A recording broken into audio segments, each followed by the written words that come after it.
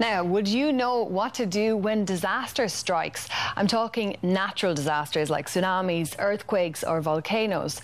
Well, our next group of scientists are on standby for just that. As we speak, they are just outside Munich collecting data from satellites over your home and working around the clock to keep you safe. Obviously, they can't stop natural disasters from happening, but they can kickstart the emergency response, and that's worldwide. This is not a job for the faint-hearted. Let's have a look at what they're up against. In January 2013, flooding in Indonesia forced at least 100,000 people in low-lying areas to leave their homes. Whenever a natural catastrophe occurs anywhere in the world, a flood, an earthquake, or a tsunami, it's a case for Stella Hubert. She works at the Center for Satellite-Based Crisis Information near Munich, collecting remote sensing data about events on the Earth.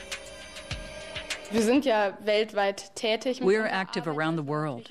We're quite application-oriented, so the user is our focus.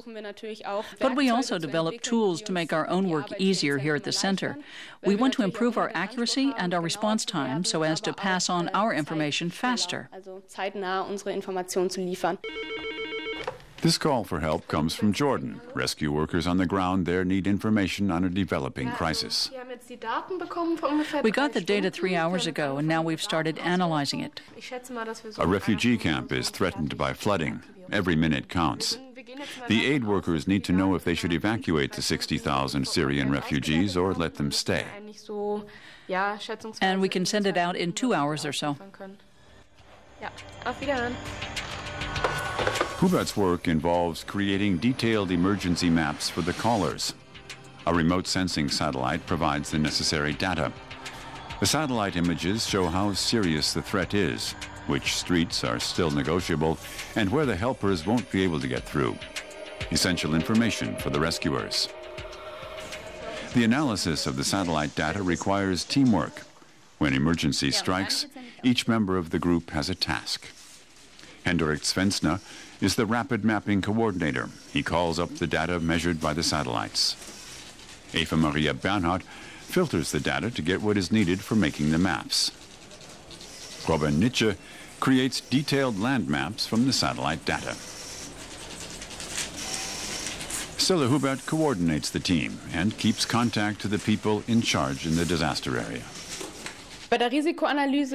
In our risk analysis, there are different parameters that play a role. For instance, there's the danger component.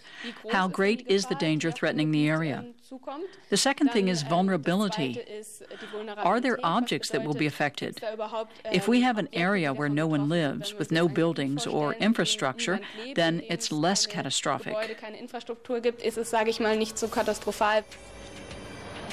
That is not the case here. The map shows that the small town on the river faces complete submersion. A large part is already flooded.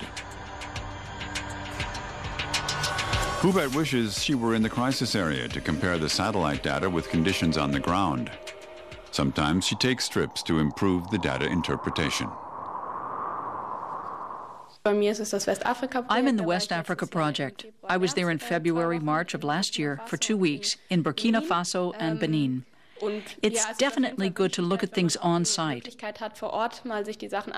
Otherwise, it can be hard to interpret the structures on a satellite image.